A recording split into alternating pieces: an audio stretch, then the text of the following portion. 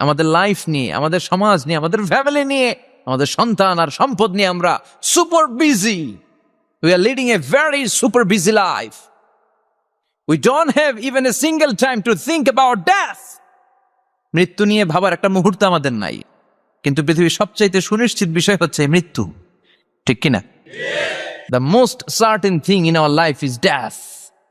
আমাদের জীবনের সবচাইতে সুনিশ্চিত বিষয় হচ্ছে মরণ, মরবই আমরা। And the most uncertain thing in our life is the time of death. আর আমাদের জীবনের সবচেয়ে অনিশ্চিত বিষয় হচ্ছে মৃত্যুর সময়। আমরা জানি না, মরবো যে এটা জানি, জানেন না, কিন্তু কখন মরবো এটা জানি। এই সূরাটা আপনারে এই জিনিসটা জানান দিতে এসেছে যে দুনিয়ার সম্পদ, লোভ, লালসা এগুলো নিয়ে পড়ে থেকো না। সূরার নাম হচ্ছে সূরাতুত তাকাসুর। চিল্লায় বলেন কি নাম? এই সূরার সেন্ট্রাল সাবজেক্ট ম্যাটার হচ্ছে we have to go back to our Lord. আমাদেরকে ফিরে যেতে হবে আমাদের রবের কাছে। আমরা কেউ আজীবন থাকতে আসি নাই। থাকতে পারবো আজীবন? দাদা চলে গেল, বাবা চলে গেল, মা চলে গেল, মামা চলে গেল, খালু চলে গেল, এরপর আমাদের টনক নড়ে না, তাই না? পাগল পাড়া হয়ে আছে এই পৃথিবীর জন্য। এই যে আমাদের ফ্যামিলি, আমাদের বাচ্চা কাচ্চা, আমাদের এত টাকা পয়সার হিসেব, মাস শেষে বাড়ি ভাড়া, গ্যাসের বিল, এইটা সেইটা, আপনি কি মনে করছেন যে আপনি চলে গেলে এগুলো থেমে থাকবে? কিছুই থেমে থাকবে না, সব চলবে আগের মতো। থাকবেন না আপনি, সব চলে। সকাল গড়িয়ে বিকেল হয়, শীত শেষে গ্রীষ্ম আসে, দিন শেষে রাত নামে, সব চলে, নাই শুধু আমি। চিল্লায় বলেন ঠিক কিনা? তো এজন্য এগুলি একটু ভাবেন। অনেক ব্যস্ত আমরা। এই দুনিয়ার পুরো জীবনটা এটা হচ্ছে লালসাময় একটা জীবন, লোভ, মরিচিকা, মায়াজাল। এই মায়াজালে আমরা আটকে আছি, ফলে মৃত্যুর কথা আমরা ভুলে গিয়েছি। পাগলের মতো ছুটছিট, আরো টাকা লাগবে, আরো খ্যাতি লাগবে, আরো যশ লাগবে, আরো দাপট লাগবে আমার। এত টাকা দিয়ে কি হবে? এত সম্পদ দিয়ে কি হবে? এত ব্যস্ততা দিয়ে কি হবে তোমার? স্টপ, থামুন, অনেক হয়েছে, আন্দাজ। থামুন, take a rest, take a breath and think about death. Think that you have to go back to your Lord. একটু বসেন না, একটু ভাবেন যে আমাকে চলে যেতে হবে, চলে যেতে হবে। এই কোলাহল, এই ব্যস্ততা, এগুলো থাকবে, থাকবো না আমি। সাইয়েদনা ওমর ফারুক বলেছেন, মুতু ক্বাবলা আন তামুতু, মরার আগে একবার মরো। হাসিবু ক্বাবলা আন তুহাসাবু আলাইকুম, তোমার হিসাব নেওয়ার আগে তুমি একবার নিজের হিসাবটা করো না। কাগজ বের করে একটু লিখো না কি কি ভালো কাজ করছিলা, যেগুলো দিয়ে নাজাতের ওয়াসিলা হতে পারে। 1 2 3, আর কি কি আকাম কুকাম করছো দেখো না, লিখে দেখো তোমার অবস্থাটা কি। মরার আগে একবার মরো। মরার আগে খাটের মধ্যে শুয়ে শটান করে চোখ বন্ধ করে একবার মরার ভান করে দেখেন কেমন লাগে।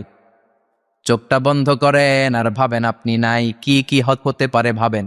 আপনার ছেলেমেয়েরা কান্না জুড়ে দিবে, আপনার প্রাণের স্ত্রী বিলাপ শুরু করে দিবে, বন্ধু বান্ধবের চিৎকার আর মাতম, স্থানীয় এলাকার মসজিদে ঘোষণা, অমুক এলাকার নিবাসী অমুক ভাই অমুকের ছেলে অমুক দুনিয়ায় নাই।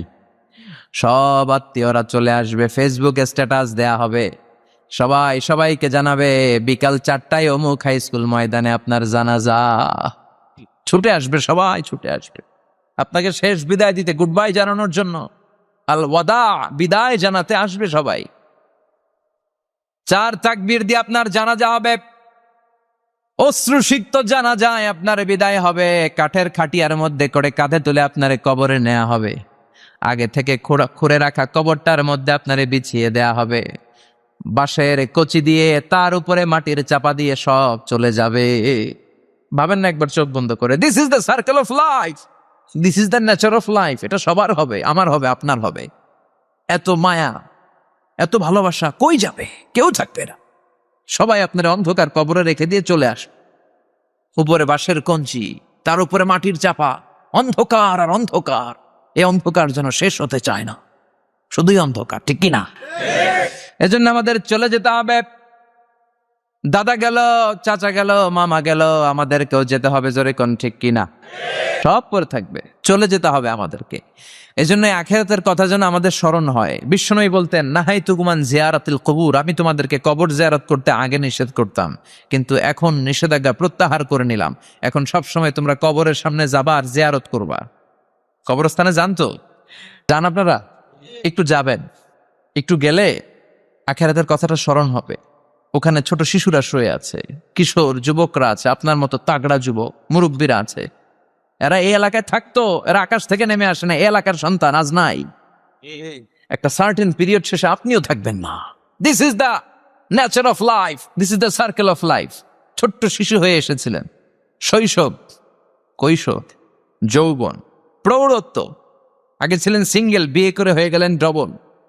এরপরে আল্লাহ আপনাকে একটা মেয়ে দিল, এরপরে মেয়েকে বিয়ে দিয়ে শ্বশুর হলেন, এরপরে ওই মেয়ের ঘরে সন্তান হতে নানা হলেন। আর কতদিন? অনেক দিন হলো তো, অনেক লম্বা সময় পেয়েছেন আপনি।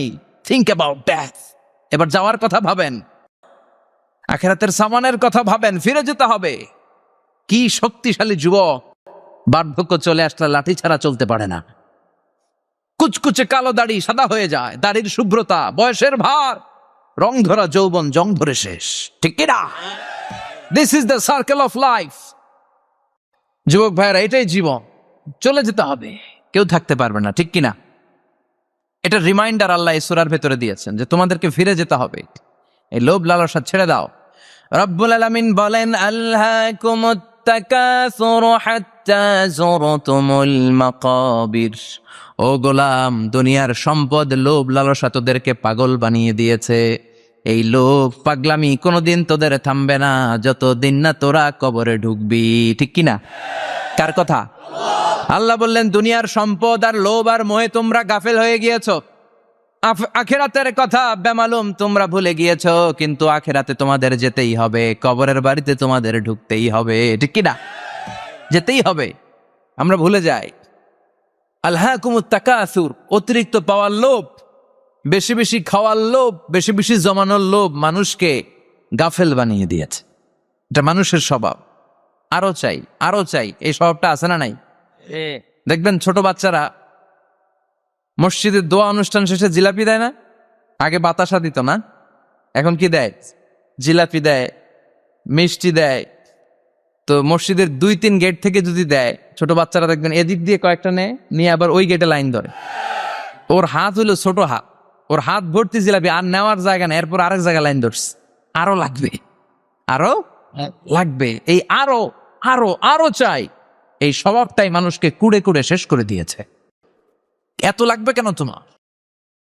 চাহিদার কোনো শেষ নাই। Unlimited demand of human being. যার আছে বেশি তার চাই বেশি। যার সাইকেল আছে তার হুন্ডা চাই, হুন্ডা আছে তো প্রাইভেট কার চাই, প্রাইভেট কার আছে তো প্লেন চাই, প্লেন আছে তো হেলিকপ্টার চাই, হেলিকপ্টার আছে তো ওইটা চাই, ওইটা আছে তো সেটা চাই। ঠিক কিনা? এলাকার মেম্বার যে হয়েছে চেয়ারম্যান হতে চায়, আছে না নাই? চেয়ারম্যান সাহেব এমপি হতে চায়, আছে না নাই? এমপি সাহেব মন্ত্রী হতে চায়, আছে না নাই? তো মানুষের চাহিদার কোনো শেষ নাই। যার আছে বেশি তার চাই বেশি। এজন্য বিষ্ণু বলেছেন, উনজুরু ইলা মান হুয়া আসফালা মিন, তোমার চেয়ে যে খারাপ আছে ওর দিকে তাকাও। ওয়ালা তানজুর মান হুয়া আ'লা মিন, তোমার চেয়ে যে ভালো আছে ওর দিকে তাকায়ও না, তোমার চেয়ে যে খারাপ অবস্থানে আছে ওর দিকে তাকাও। অনেকে নিজের অবস্থান নিয়ে সুখী না, এরকম আছে না নাই? আল্লাহ আমার এটা দিল না রে, ওইটা দিল না রে, পাইলাম না রে, কিচ্ছু হয় না, কি করবো জীবনে, হতাশ। আসলে আছে কিন্তু অনেক, কিন্তু শুকরিয়া নাই। ডাকা ঠিক কিনা? নিজের অবস্থান নিয়ে সুখী না, কিন্তু অনেক লোক আছে তারা আপনার অবস্থানে পৌঁছতে চায়। তাদের দিকে তাকিয়ে দেখেন, আপনি যে অবস্থানে আছেন এই অবস্থানে পৌঁছাটা অনেকের কাছে স্বপ্ন।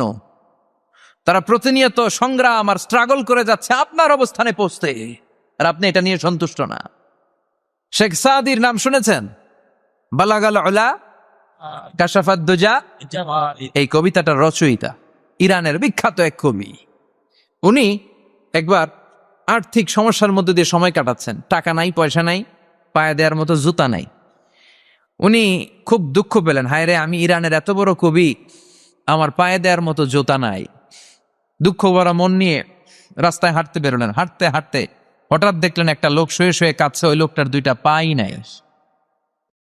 পাই নাই।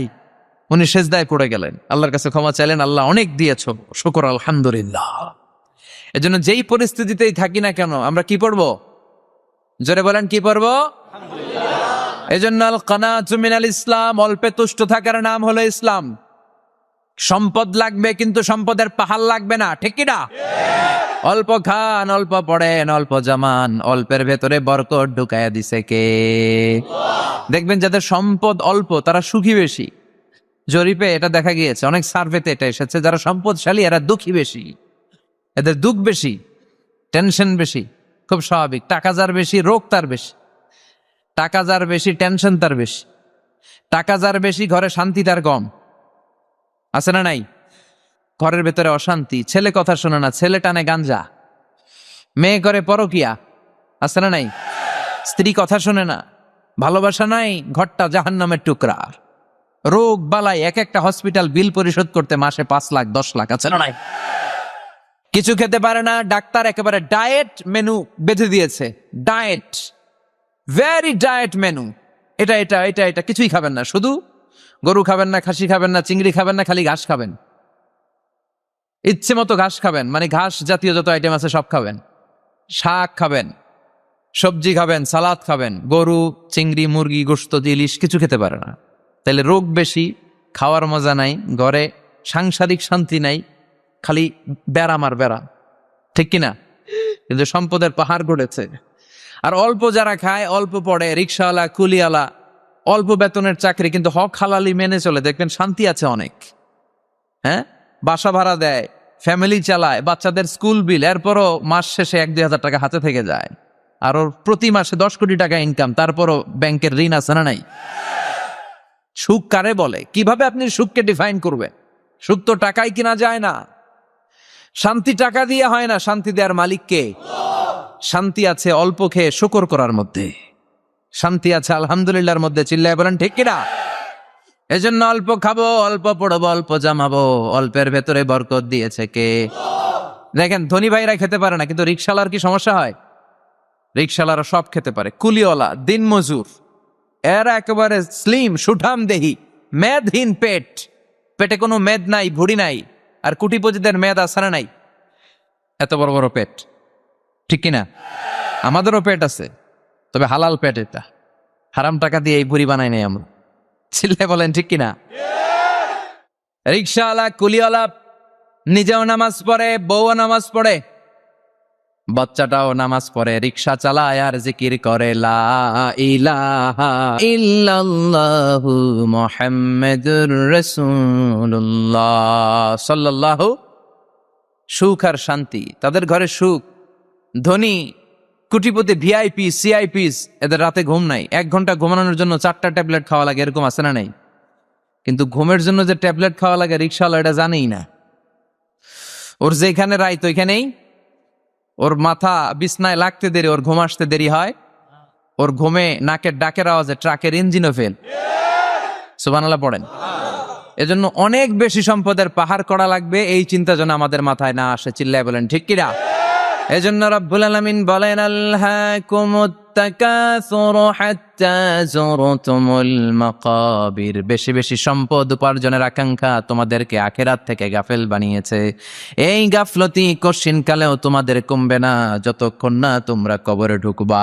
হাত্তা যুরতুমুল মাকাবির, মাকবারাতুনের প্লুরাল মাকাবির, যতক্ষণ না কবরে না ঢুকবা, কবরস্থান তোমার আবাসস্থল না হবে, ততক্ষণ পর্যন্ত এই চাই চাই মানসিকতা কমবে। মানুষের স্বভাব হলো আরো চাই, আরো চাই, আরো চাই করে ফকিরেরা। কারা? ইয়া আইয়ুহান নাসু আনতুমুল ফুকারাউ ইলাল্লাহ ওয়াল্লাহু হুয়াল গানিয়ুল হামিদ। সুবহানাল্লাহ পড়েন। আল্লাহ ডেকে বললেন গোলাম আনতুমুল ফুকারা ইলাল্লাহ, তোমরা সবাই ফকির, ধনী হলো একজন, তিনি কে? আল্লাহ শুধু ধনী। আর মানুষের স্বভাব হচ্ছে আরো চাই, আরো চাই। ওর 2 তলা বিল্ডিং, আমার 3 তলা লাগবে। ওর 2টা গাড়ি আছে, আমার 3টা লাগবে। আছে না নাই? বিশ্বনবী বললেন কিয়ামতের আগ দিয়ে মানুষের মধ্যে আকাঙ্ক্ষায় প্রতিযোগিতা বেড়ে যাবে, প্রতিযোগিতামূলক টেন্ডেন্সি। কার চেয়ে কে বড় হতে পারে, কার চেয়ে কে বেশি টাকার পাহাড় বানাতে পারে। আছে না নাই? বিশ্বনবী বললেন ওয়া আনতারাল হুফাতাল উরাতাল আলাতা রিয়া আশ-শাইয়াতা তাওয়ালুনা ফিল বুনিয়ান। কিয়ামতের আগে এমন কিছু লোক যাদের গায়ে দেওয়ার মতো জামা ছিল না, পায়ে দেওয়ার মতো জুতা ছিল না, পেটে দেওয়ার মতো খাবার ছিল না, সমাজের কেউ তাদেরকে চিনত না। হঠাৎ করে এই লোকগুলো ধনী হয়ে যাবে। And they will start to construct, they'll compete to construct high rises building in the cities. শহরে গ্রামে এরা বড় বড় বিল্ডিং বানানো শুরু করবে। এই উঁচা উঁচা বিল্ডিং আমাদের সমাজে আছে না নাই? আজ থেকে 20 বছর আগে ছিল? আমি তো 20 বছর আগে যখন আসছি কিছুই ছিল না, খালি পানি আর পানি। আর এখন 2 তলা 3 তলার অভাব নেই। গরিপুর পাশে না আপনাদের? এদিকে গরিপুর, বিল্ডিং এর পর বিল্ডিং। আমি যখন ঢাকা যাই দেখি গরিপুর আসতেছে, মানে গরিপুরের বিল্ডিং আর শহরগুলো আস্তে আস্তে হাইওয়ের পাশাপাশি চলে আসতেছে। প্রতি বছর আইসা দেখি কিছু আগাইছে, 2-3 বছর পরে এইটা একেবারে হাইওয়ের সাথে চলে আসবে। খেয়াল করছেন? ঢাকা যাওয়ার সময় গরিপুর আগাইতেছে, খালি গরিপুরের বিল্ডিং, গরিপুরের শহর আগাতে আগাতে আগাতে ঢাকা চট্টগ্রাম মহাসড়কের কাছাকাছি চলে আসছে। এই যে বিল্ডিং বানানোর প্রতিযোগিতা, কুমিল্লা শহরে আজ থেকে 20-25 বছর আগে 5 তলা 6 তলা একটা বিল্ডিং ছিল না, এখন 10 তলা 20 তলা আছে না নাই? ঢাকায় আজ থেকে 20 বছর আগে 10 তলা বিল্ডিং খুঁজে পাইতেন আপনি? নাই। গোটা বিশ্বব্যাপী এখন টাওয়ার বানানোর প্রতিযোগিতা। বিশ্বনবী বললেন এদের কোনো টাকা ছিল না। পৃথিবীর সবচেয়ে বড় টাওয়ার এখন আরব দেশে, এদের কোনো টাকা ছিল না। আরব দেশের সৌদি আরব, কাতার, কুয়েত, বাহরাইন এখন স্বর্ণ আর তেলের খনি পেয়ে আল্লাহরে ভুলে যায়। এদের খাওয়ার মতো কিছু ছিল না। এদেরকে আমার দাদারে শুনতাম বলতো কাবলিওয়ালা, বলতো কি বলতো? এদেশে আসতো জায়নামাজ তসবি ছড়া খেজুর টেজুর বিক্রি করার জন্য। এরা জেলে পাড়ার লোক ছিল। আরব সাগরের তীরবর্তী এলাকার মানুষ, সাগরের মাছ মেরে এরা জীবন ধারণ করতো। আল্লাহ এদেরকে তেলের খনি দিলেন, গ্যাসের খনি দিলেন, এখন তারা বড় বড় টাওয়ার বানায়। আছে না নাই? বুর্জ আল খলিফা, কি উঁচা বিল্ডিং, 828 মিটার উঁচু। জেদ্দা আছে 1000 মিটার উঁচু কিংডম টাওয়ার। তাইওয়ানে আছে তাইপেডাং টাওয়ার 101 তলা। মালয়েশিয়া আছে পেট্রোনাস টুইন টাওয়ার 88 তলা। চায়নাতে আছে সাংহাই টাওয়ার, একটার পর একটা টাওয়ার। প্রতি বছর অ্যানাউন্স করতেছে যে ওদেরটা আছে আমাদেরটা বড় বানানো। কাতার কয় ওরা বানাইলে আমরা পারবো না কেন, আমরা বানাবো আরো বড়। আছে না নাই? শাগালাত কুমুত তাকাসুর, এই যে আরো লাগবে, আরো বড় হতো, এই টেন্ডেন্সি মানুষকে আখেরাত থেকে একেবারে গাফেল বানিয়ে দিয়েছে। চিল্লায় বলেন ঠিক কিনা? টাকার পাহাড় বানাতে চায়, দরকার থাকলেও চায়, না দরকার থাকলেও চায়। বর্তমান পৃথিবীর সবচেয়ে ধনী লোকটার নাম জানেন? কি নাম? হ্যাঁ, বিল গেটস। ওর যে কত টাকা ও নিজেও জানে না। ওর পকেট থেকে যদি $100 একটা বান্ডিল পড়ে যায়, এটা তুলতে ওর যত সময় লাগবে, ও না তুলে যদি হেঁটে যে আইডিয়া নিয়ে হাঁটতেছিল ওইটা নিয়ে হাঁটে, ওদিকে আরো বেশি ইনকাম হয়ে যাবে। এত টাকা তার, এটা তোলার সময় তো তার নাই। ওয়ারেন বাফেট নাম শুনছেন? হাজার হাজার কোটি ডলারের মালিক। প্রিন্স ওয়ালিদ বিন তালা, সৌদি ধনকুবের নাম শুনেছেন? ওর একটা বিমান আছে, প্রাইভেট জেট প্লেন। এই বিমানটার 70% মেড অফ গোল্ড। বিমানের 70% স্বর্ণ দিয়ে বানানো। গত কয়েক বছর আগে আমি ব্রুনাই গিয়েছিলাম। ব্রুনাইয়ের সুলতানের নাম হাসান আল বালখিয়া। উনি একটা প্যালেস আরবিতে বলে কাসার, মানে হচ্ছে রাজপ্রাসাদ। পৃথিবীর সবচাইতে বড় রাজপ্রাসাদ ব্রুনাইতে বান্দার সিরি বেগাওয়ানে অবস্থিত। আমি গিয়েছি ওখানে। প্রায় 1800 থেকে 2000 কক্ষ আছে ওই প্যালেসে, রাজপ্রাসাদে। ওই রাজপ্রাসাদের টয়লেটের কমোড গুলো মেড অফ গোল্ড, স্বর্ণ দিয়ে বানানো। নাজুবিল্লাহ পড়বেন না? এই হাসান আল বালখিয়া নিজে বিমান চালায়। ওর সংগ্রহে 500টা রোলস রয়েস লাক্সারিয়াস কার আছে। 500 রোলস রয়েস। গুগল ইউটিউব যারা করেন সার্চ দিয়ে দেখবেন ওর কি পরিমাণে গাড়ি। রোলস রয়েস গাড়ি হচ্ছে one of the luxurious car in the world. Car ব্র্যান্ডের মধ্যে যত দামি কার ব্র্যান্ড আছে এর মধ্যে রোলস রয়েস একটা, যেগুলোর দাম কমসে কম এদেশের টাকায় 8 কোটি থেকে 10 কোটি টাকা। আচ্ছা বলেন, এই গাড়িগুলো যারা হাই প্রোফাইলের ভিআইপিস, তারা ফ্যামিলির সবাইকেও যদি একটা করে গাড়ি দেয়, একজনের কয়টা গাড়ি দরকার? 5টা, 10টা, 20টা। ধরলাম যে 20টা গাড়ি লাগবে ওনার। 500 গাড়ি দিয়ে উনি কি করবে? তার সংগ্রহে 500টা রোলস রয়েস। স্বর্ণেরও গাড়ি আছে, তার স্বর্ণের পালঙ্ক আছে, আমি দেখে এসেছি। পোরশে, ফারারে, লাম্বরগিনি, এই টাইপের যে ব্র্যান্ডগুলো আছে, অভাব নাই। তার মানে আছে, যার বেশি চায় তত বেশি। চিৎকার করে বলেন ঠিক কিনা? এজন্য আল্লাহ বললেন আল্লাহকুমুত তাকাসুরু হাত্তা যুরতুমুল মাকাবির। দুনিয়ার লোভ তোমাদেরকে আখিরাত থেকে গাফেল বানিয়ে দিয়েছে। দুনিয়ার লোভ লালসার মধ্যে পড়ে আখিরাতকে বেমালুম তোমরা ভুলে গিয়েছো। এই গাফলতি কোনোদিন কমবে না যতদিন না তোমরা কবরে ঢুকো। ঠিক কিনা? সম্পদ উপার্জনে ইসলাম বাধা দেয় না, কিন্তু সম্পদ হৃদয়ে স্থান দেয়া যাবে না। সম্পদ উপার্জন করতে হবে, খরচ করে ফেলতে হবে। বেশি সম্পদশালী হতে হলে আল্লাহর সন্তুষ্টির জন্য জাকাত দিতে হবে। কে দিতে হবে? দে জাকাত তোরা দে রে জাকাত, তোর দিল খুলবে পরে আগে খোলো খাত। দে জাকাত তোরা দে রে জাকাত। ঠিক কিনা? দিল পরে খুলবে, আগে হাত খোলেন। হাত খুললে দেখবেন দিলটারে খুলে দিয়েছে কে? সৈয়দনা মুসা আলাইহিস সালামের জামানায় ওনার চাচাতো ভাই ছিল মিশরের সবচাইতে বড় ধনী, যাকাত দেয় নাই। তার কি করুণ পরিণতি হয়েছে কোরআনে আছে না নাই?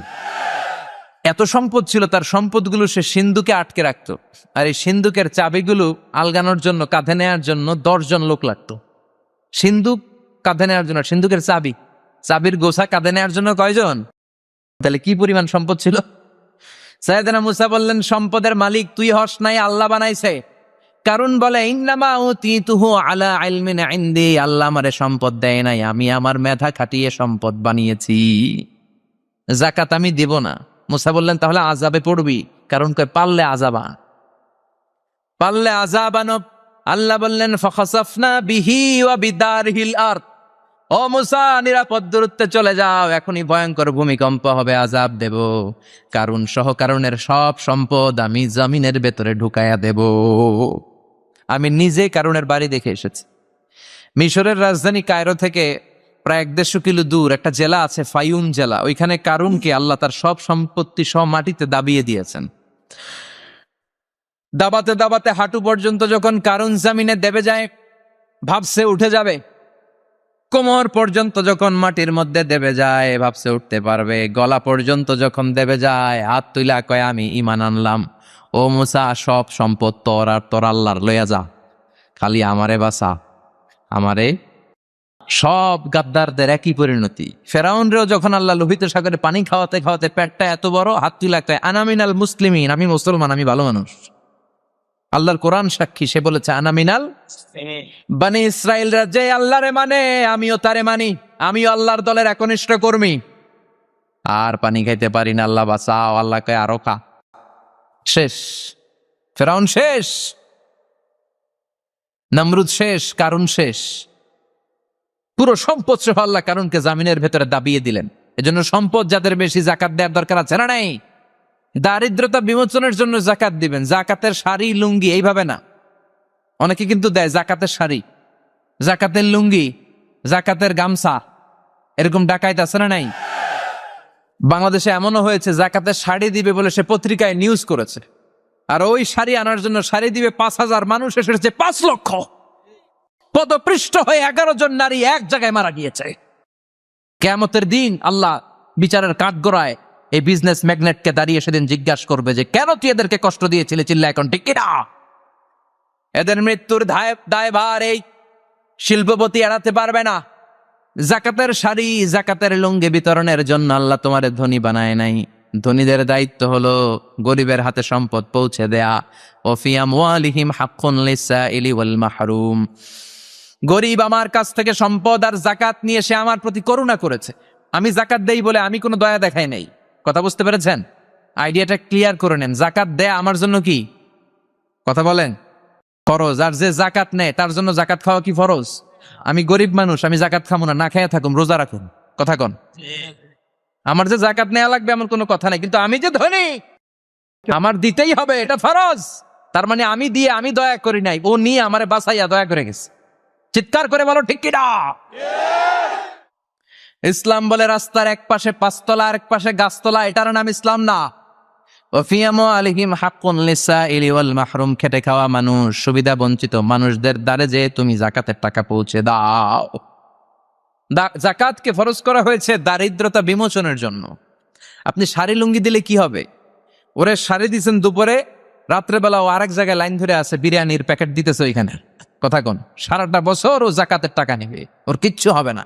বরং এমন কিছু তাকে করে দিতে হবে যেটা দিয়ে সে ফ্যামিলি লিড করতে পারে। একটা সিএনজি কিনে দেন, ওই ফ্যামিলিতে কোনো যুবক থাকলে সিএনজি চালায়া, অটো চালায়া ফ্যামিলিটারে চালাবে। একটা টঙের দোকান করে দেন, চায়ের দোকান, চা বিক্রি করে ফ্যামিলিটারে চালাবে। অস্ট্রেলিয়ান একটা গাই কিনে দেন, গরুর দুধ বিক্রি করে তার ফ্যামিলি চলবে, কিংবা মাছের একটা খামার করে দেন, মুরগির খামার করে দেন, ঠিক কিনা? ওমরে ফারুক বলতেন এমন ভাবে জাকাত দাও যাতে করে যাকে জাকাত দিয়েছে জীবনে কোনোদিন সেজন্য আর কারো কাছে যে হাত পেতে জাকাতের জন্য দাঁড়িয়ে না থাকে। এই বিধানটা কার? এজন্য আল্লাহ বললেন আলহাকুমুত তাকাসুরু হাত্তা যুরতুমুল মাকাবির। দুনিয়ার লোভ লালসা তোমাদের কমবে না যতদিন না তোমরা কবরে ঢুকো। কার কথা? চিল্লায় বলেন কার? এজন্য দুনিয়ার প্রতি যে আমাদের লোভ, এটা কি বাড়াইতে হবে না কমাইতে হবে? এই দুনিয়ার জীবন এটা ক্ষণিকের। আমাল হায়াতুদ দুনিয়া ইল্লা মাতাউল গুরুর। এটা ভোগের সামগ্রী, আজ আছে কাল না, এটা হাতের ময়লা। দুনিয়ার এই জীবনের দৃষ্টান্ত হচ্ছে 4টা স্বর্ণের টুকরা আর 3টা লাশের মতো। স্বর্ণের টুকরা 4টা, চিৎকার করে বলেন তো কয়টা? লাশ 3টা, জোরে বলেন কয়টা? অনেক অনেক আগের যুগের 3জন যুবক জীবিকার তাগিদে তারা বের হয়েছে কর্মসংস্থান করে খাবে। প্রতিমধ্যে তারা গুপ্তধন পেয়েছে, স্বর্ণের বার পেয়েছে, এত বড় বড় 4টা পেয়ে তারা মহা খুশি। আমাদের আর কাজ করা লাগবে না, এগুলো বেচে আজীবন খাবো, সুখে থাকবো।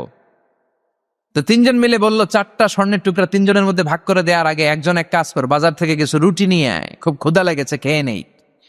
একজন রে রুটি আনতে পাঠিয়ে 2জন মিলে ভাবে ওইটারে যদি মেরে ফেলতে পারি তাহলে তো তোর আর আমার মধ্যে কোনো ঝামেলা নাই। স্বর্ণের টুকরা কয়টা? তুই নিবি 2টা, আমি নেব 2টা। আর যেটারে রুটি আনতে পাঠাইছে ওইটা মনে মনে ভাবতেছে রুটির মধ্যে বিষ মিশাই নিয়ে যাব। কি মিশাবো? বিষ খাইয়া ওইটা শেষ, সবগুলো আমার। তো বিষ মিশায় নিয়ে আসছে, আর আগের পরিকল্পনা অনুযায়ী এই 2জন মিলে তাকে নৃশংসভাবে হত্যা করেছে। হত্যার পরে কয় প্রচন্ড ক্ষুধা লাগছে, ল আগে খাইয়া লই। 2জন মিলে বাজার থেকে আনা বিষ মাখানো রুটি খেয়ে ওই 2টাও শেষ। স্বর্ণের জায়গায় স্বর্ণ পড়ে আছে, স্বর্ণগুলো নেয়ার মতো মানুষ আর নাই, ঠিক কিনা?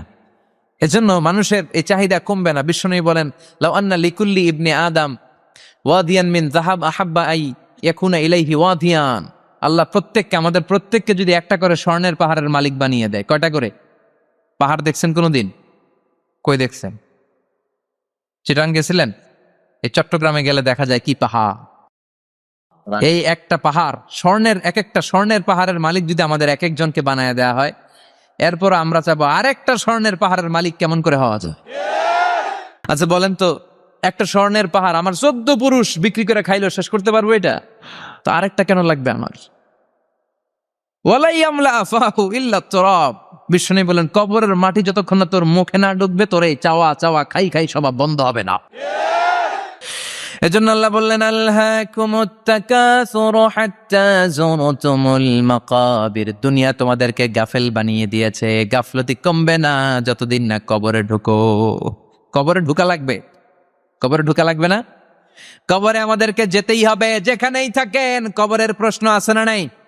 অনেকে বলে হুজুর বিমান হামলায় মারা গিয়েছে, বিমান জ্বলে পুড়ে ছাই হয়ে গিয়েছে, তার কবর কোথায়? তার আত্মাটা যেখানে আছে ওই জায়গায় প্রশ্ন আছে না নাই? অনেকে বলে হুজুর সাগরের মধ্যে পড়ে মারা গিয়েছে, তিমি মাছ খেয়ে ফেলেছে, তার কোনো অস্তিত্ব নাই, কিন্তু তার রুহুটা আছে না নাই? প্রতিটা রুহু সংরক্ষণ করে কে? প্রত্যেকটা আত্মা আল্লাহর কাছে সংরক্ষিত থাকে। প্রতিটা রুহু, প্রতিটা মানুষ মালাকুল মাউতকে দেখতে পায়। আপনিও দেখবেন, আমিও দেখব।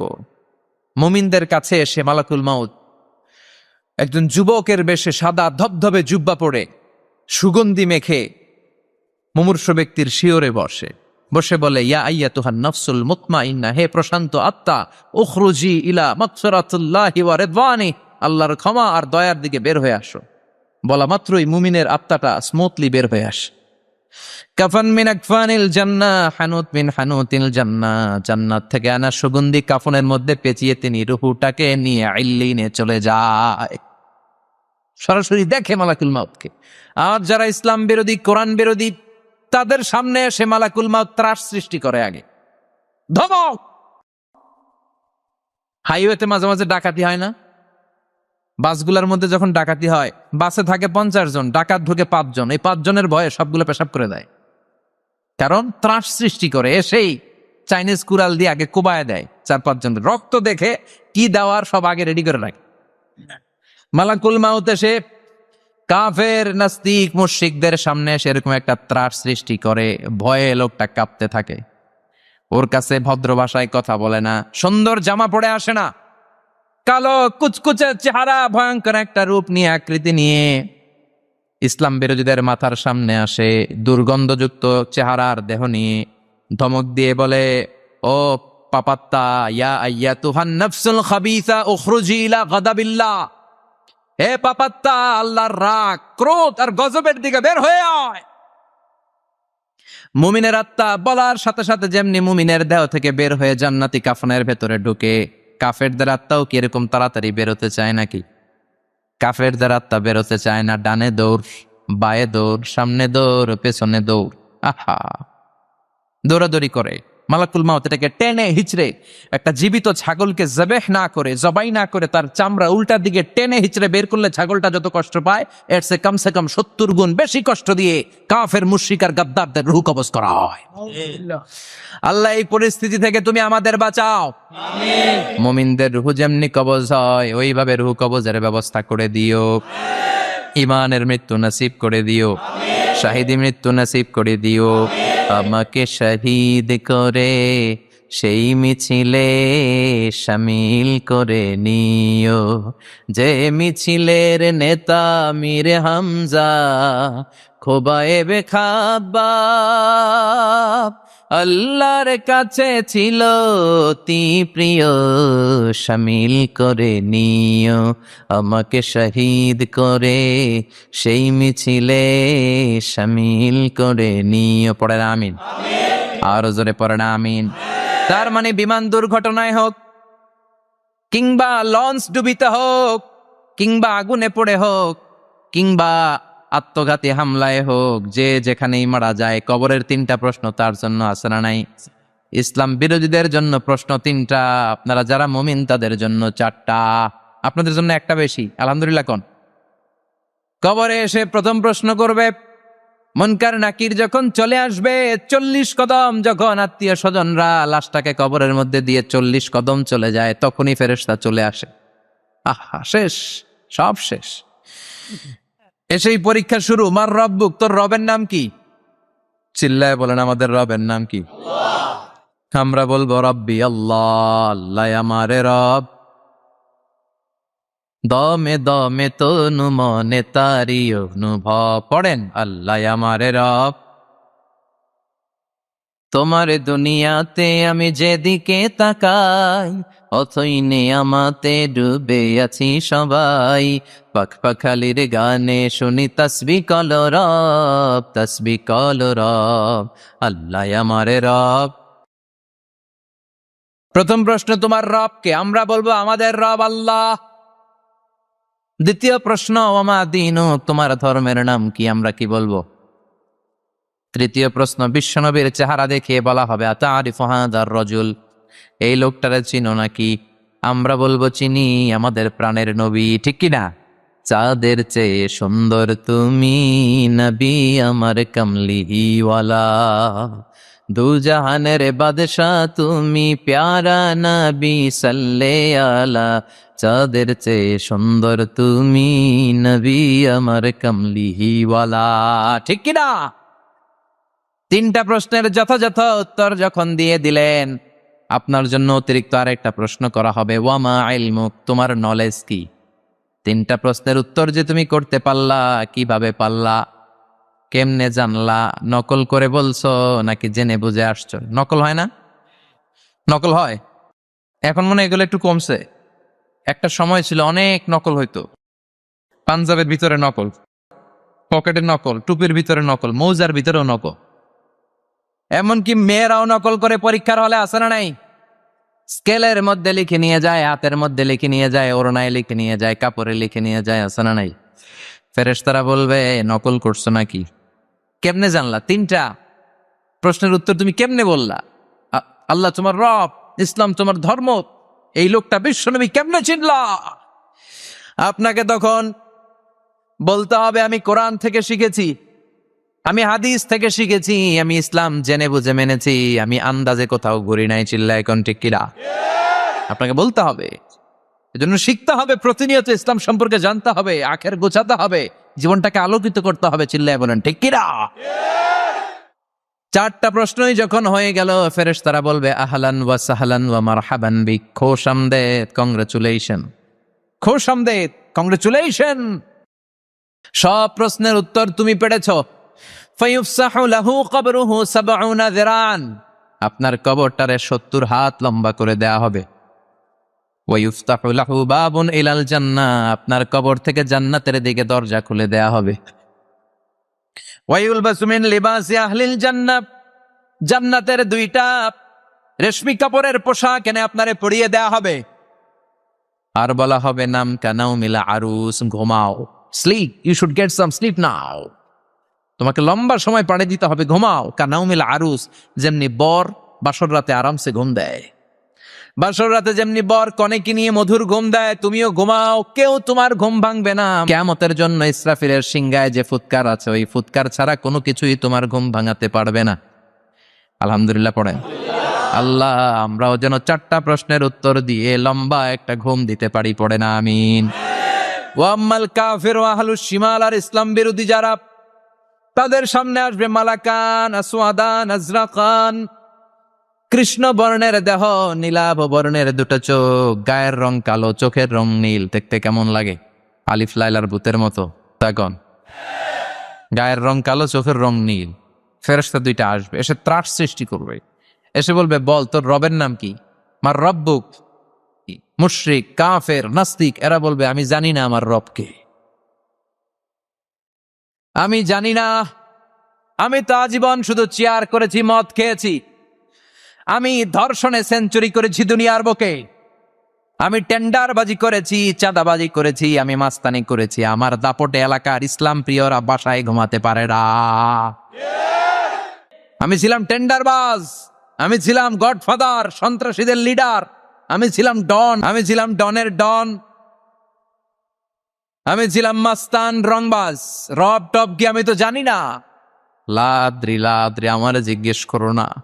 আবার প্রশ্ন করা হবে ওয়ামা দীনুক, তোর ধর্মের নাম কি? বলবে লা আদরি, আমার কোনো ধর্ম নাই, আমার কোনো ধর্ম নাই, আমি শুধু মৌজ মাস্তিতে ছিলাম, আমি আনন্দ ফুর্তি করেছি, ইসলাম নিয়ে আমার মাথা ব্যথা ছিল না, আজীবন ইসলামরে আমি বাস দিয়েছি, চিল্লায় বলেন ঠিক কিনা? ইসলাম বিরোধীদের সাথে ছিল আমার চলাফেরা, আমার সব সাঙ্গপাঙ্গ ছিল গুন্ডা, বদমাস, ইসলাম বিরোধী। রব কি, ইসলাম কি, এগুলো আমি জানি না, আমার এগুলো জিজ্ঞেস করো কেন? ধর্ম কি আমি জানি না, আমি কিচ্ছু মনে করতে পারছি না। 3 নম্বর প্রশ্ন করা হবে আচ্ছা আরিফ হাদার রজুল, দেখো তো এই লোকটারে চিনো কিনা? কয় না, চিনি না, তবে মনে হয় এই লোকটারে দুনিয়ার বুকে আমি গালি দিতাম, এই লোকটার বিরোধিতা করতাম, ব্লগের মধ্যে এই লোকটার ব্যাপারে কুৎসা রটনা করতাম, এই লোকটার কার্টুন বানিয়ে আমি হিংসা ছড়িয়ে দিতাম, এই লোকটার ব্যাপারে আমি এলাকার মধ্যে অপপ্রচার চালাতাম। ফেরেশতারা বলবে তাই, এই ছিল তোর ডিউটি, দাঁড়া এখনই আমাদের খেলা শুরু, এখনই শুরু। ফায়ুতরাকু বিমাতারিকা মিন হাদিদ, লোহার একটা হাতুড়ি দিয়ে মাথা থেকে পা পর্যন্ত পিটানো হবে, পিটিয়ে ওর গোশতর হাড্ডিগুলোকে থেতলে ফেলা হবে। ওয়ায়ুকালু লিল আরদি ইলতাইমি, কবরের 2 পাশের মাটিরে বলা হবে এবার 2 দিক থেকে তোরা চাপ দে, চাপ দেয়া হবে, ধাক্কাধাক্কি করেও সে সুবিধা করতে পারবে না, মাটি আস্তে আস্তে আস্তে আস্তে দেহের 2 দিকে লেগে এমন জোরে 2টা চাপ দিবে, ফাতাখতালিফা আদলাউহু, তার ডান পাশের পাজরের হাড্ডি বাম দিকে ঢুকে যাবে, বাম দিকের হাড্ডি টানে চলে যাবে। বিশ্বনবী বললেন এই হাতুড়ি দিয়ে পিটানোর শাস্তি, কবরের চাপ দেওয়ার শাস্তি চলতেই থাকবে হাত্তাল কিয়ামা, কিয়ামত পর্যন্ত। আল্লাহ কবরের শাস্তি থেকে আমাদের বাঁচাও, আমরা এই আযাব পেতে চাই না, আমরা যেন ঠিকভাবে কবরের 4টা প্রশ্নের উত্তর করে দিয়ে লম্বা ঘুম দিতে পারি। আল্লাহ তুমি তৌফিক দাও। এজন্য আল্লাহ বললেন গোলাম দুনিয়া নিয়ে পাগল হয়ে থেকো না, এই দুনিয়ার জীবন আসল জীবন নয়, আসল জীবন হলো কবরের জীবন। জোরে বলেন ঠিক কিনা? এই জন্য মাঝে মাঝে কবরে যাবেন, কবরস্থানে দাঁড়িয়ে চিন্তা করবেন এই জায়গায় আমারও আসতে হবে, দিন যাবে, রাত আসবে, বৃষ্টি হবে, শীত আসবে, কেউ আমার দেখতে আসবে না, একা থাকতে হবে, একা, বড় একা, অন্ধকার, বড়ই অন্ধকার। ওই কবরের জীবনের সামান গোছানোর দরকার আছে না নাই? ওই কবরে সুখে শান্তিতে থাকতে চাইলে নামাজ পড়ার দরকার আছে না নাই? কোরআন পড়ার দরকার আছে না নাই? ছেলে মেয়েগুলোরে মানুষের মতো মানুষ করার দরকার আছে না নাই? আমরা যেন ইসলামের পক্ষে থাকি, আমরা ইসলামের কোনো বিপক্ষে শক্তির সাথে যেন হাত না মিলাই।